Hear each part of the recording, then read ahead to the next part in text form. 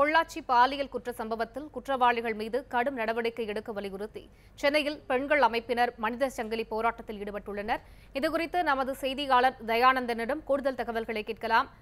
தயானந்தன், பெண்கள் அமைப்பினர் நடத்தி வரும் மனித சங்கிலி போராட்டம் குறித்த தகவல்களை சொல்லுங்கள்.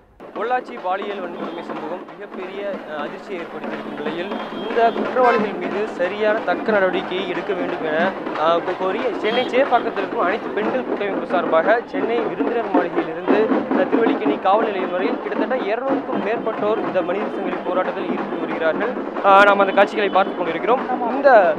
இந்த மனித சங்கிலியின் முக்கிய நோக்கமே பொள்ளாச்சி விவகாரத்தில் ஏராளமான பெண்களை பாலியல் வன்கொடுமை செய்த அந்த குற்றவாளிகள் மிகப்பெரிய, அதாவது சட்டப்படி அதிகபட்ச தண்டனைக்கு உள்ளாக்கப்பட வேண்டும்.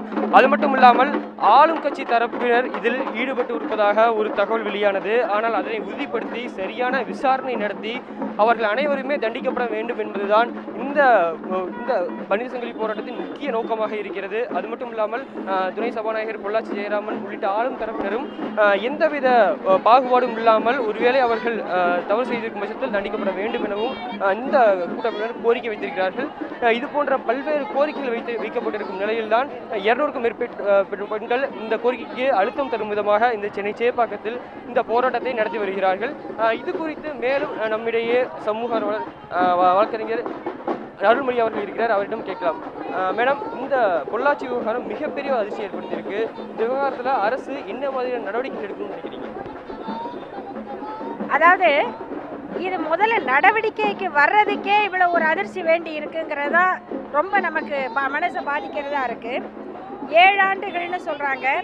ஒரு காவல் நிலையத்தினுடைய எல்லை, அதனுடைய ஆதிக்கத்துக்கு உட்பட்ட ஒரு பகுதியில் இவ்வளவு பிரச்சனைகள் நடந்திருக்குன்னு சொன்னால், இவ்வளவு பெண்கள் பாதிக்கப்பட்டிருக்காங்கன்னா அது காவல்துறைக்கு தெரியாமல் நடந்திருக்க வாய்ப்பே இல்லை. ஏன்னா நம்முடைய நாட்டில் காவல்துறையினருக்கு சிறந்த அறிவு, அனுபவம்லாம் உண்டு. நீங்கள் ஒரு வீட்டில் திருட்டு போச்சுன்னா அது எப்படி திருட்டு போச்சுங்கிறத வச்சு இதை இந்த ஆள் தான் எடுத்திருப்பான்னு சொல்லிடுவாங்க. அவ்வளவு உஷாரான அறிவுள்ள காவல்துறையினர் இருக்கிற நாட்டில் இவ்வளவு குற்றங்கள் அவங்களுக்கு தெரியாமையே நடந்தது அப்படிங்கிறத நம்புறதுக்கு கஷ்டமாக இருக்குது. அடுத்தது, இந்த புகார் கொடுக்கப்பட்ட பெண்களுடைய செய்தி வெளியே வர்றது, ஒரு நிழல் வீடியோ வந்தது, அப்புறம் அது சிபிசிஐடிக்கு மாறினவுடனே உருவமே வருது. இதெல்லாம் இன்னும் புகார் கொடுக்க வர்றவங்களுக்கு பயத்தை உண்டாக்குறது. இவ்வளவு நடக்கும்போது இந்த நாட்டில் ஒரு முதல்வர் இல்லை, முதல்வர், துணை முதல்வர்னு 2 பேர் இருக்காங்க. இவ்வளவு உயர் காவல் அதிகாரிகள் இருக்காங்க. அவங்கெல்லாம் அந்த மக்களை பார்த்தோ அந்த பெண்களுக்கோ ஒரு பாதுகாப்பா, உறுதியை, ஆறுதலை ஒரு வார்த்தை கூட இது வரைக்கும் சொல்லலை. இதில் யார் யார் பெரியவங்க சம்மந்தப்பட்டிருக்காங்க நமக்கு தெரியாது. யாராக இருந்தாலும் இது நம் வீட்டில் நடந்த ஒரு குற்றமாக கருதி பொதுமக்கள் அத்தனை பேரும் அந்த பாதிக்கப்பட்ட பெண்களுக்கு துணையாக இருக்கணும். கடைசி குற்றவாளி கைது செய்யப்படுகிற வரை நம்முடைய குரல் ஓங்கி ஒலிக்கணும். சரியான தண்டனை வழங்குறதுக்கு நம்ம எல்லாரும் உறுதுணையாக இருக்கணும். அந்த பெண்களுக்கு நம்பிக்கையை கொடுப்போம், தைரியத்தை கொடுப்போம், ஆதரவை கொடுப்போம்.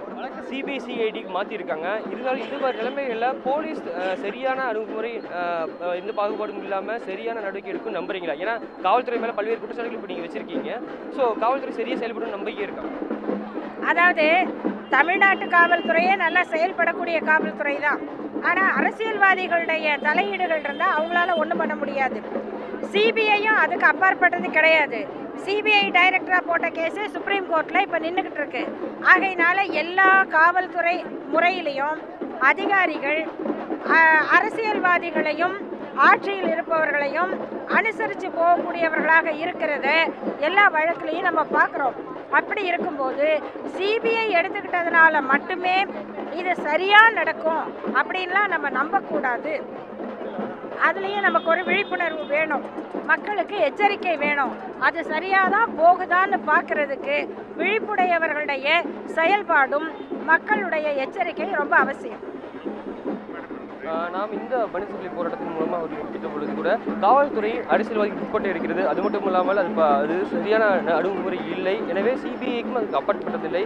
சரியான நடவடிக்கை தேவை என்பதுதான் இவர்களின் முக்கிய கோரிக்கையாக இருக்கிறது. சென்னையில் பெண்கள் அமைப்பினர் நடத்தி வரும் போராட்டம் குறித்த தகவல்களுக்கு நன்றி தயானந்தன்.